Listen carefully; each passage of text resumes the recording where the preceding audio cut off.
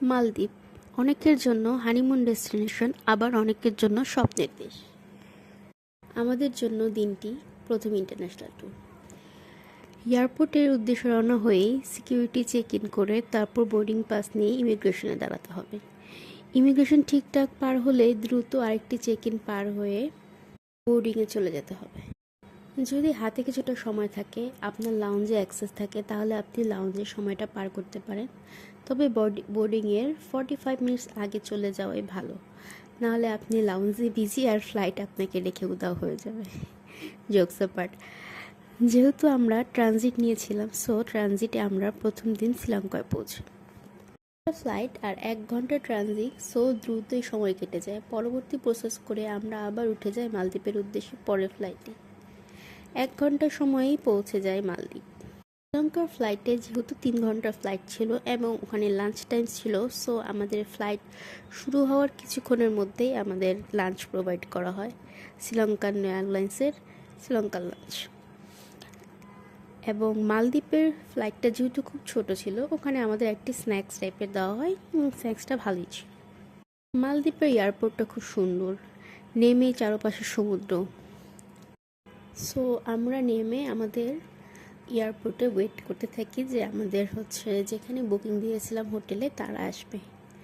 আর তারা এসে আরও কয়েকজনকে নিয়ে আমাদের জন্য এক ওয়েলকাম সেরেমনির মতো করে ছোটোখাটো, যেটা আমরা এনজয় করি। পরে আমাদের সবাইকে একসাথে নিয়ে হোটেল থেকে যে বুকিং করেছিলাম সেই বোট এসে আমাদের আইল্যান্ডে নিয়ে যায়। আমরা মাফুসি আইল্যান্ডে বুকিং করেছিলাম, সো আমাদের হোটেলটাও ছিল মাফুসি আইল্যান্ডে। মাফুসি আইল্যান্ডে যেতে আমাদের প্রায় 1 থেকে 1.5 ঘন্টা সময় লেগেছিল, যেহেতু সবাই খুব টায়ার্ড ছিল আর প্রথমবারের মতো মালদ্বীপের পানিতে বোট যাত্রা করছে, সো সবার জন্য ওটা মোটামুটি এনজয়েবলই ছিল। বোটে থেকে নেমেই আমাদের লাগেজটা আলাদা করে নিয়ে যায়, সবাই আগে আগে নিয়ে যায়, আর আমরা বাকিরা ওখানে আস্তে ধীরে রুমে পৌঁছাতে থাকি। হোটেলে আমাদের ওয়েলকাম ড্রিঙ্কস প্রোভাইড করে এবং চেকিংয়ে যত রুলস থাকে ওগুলো মেনটেন করে তারপর আমাদের রুমে দিয়ে দেয়। আমরা রুমে ঢুকে রুমে সব কিছু চেক করি। রুমে ভালোই ছিল, একটা বেড ছিল, ভালো ওয়াশরুম ছিল, চা কফি কমপ্লিমেন্টারি ছিল এবং টিভি, গিজার, এসি এগুলো তো ছিলই। সাথে একটা বারান্দা ছিল, ব্যালকনি বলতে পারেন, ছোটোখাটো কাপড় শুকার দেওয়া এরকম টাইপের কিছু।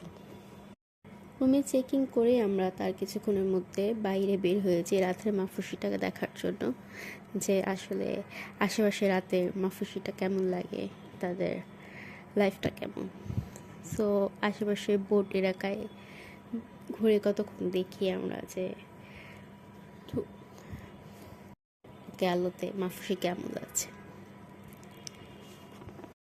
মালদ্বীপ শহরটা খুবই পরিষ্কার পরিচ্ছন্ন এবং ওরা পরিবেশ বান্ধব। ওরা কোথাও কোনো প্লাস্টিক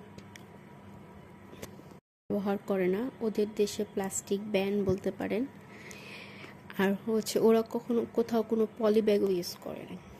মালদ্বীপ তার সমুদ্রের সৌন্দর্যকে ধরে রাখার জন্য এবং সেই প্রাণীদের ধরে রাখার জন্য সর্বোচ্চ চেষ্টা করে যায়। ট্যুরিস্টদের থেকেও তারা এটাই আশা করে। তারা অনেক ট্যুরিস্ট ফ্রেন্ডলি দেশ, বিশ্বের সর্বোচ্চ সেবাটাই চেষ্টা করে। মালদ্বীপ অনেকের জন্য হানিমুন ডেস্টিনেশন, আবার অনেকের জন্য স্বপ্নের দেশ।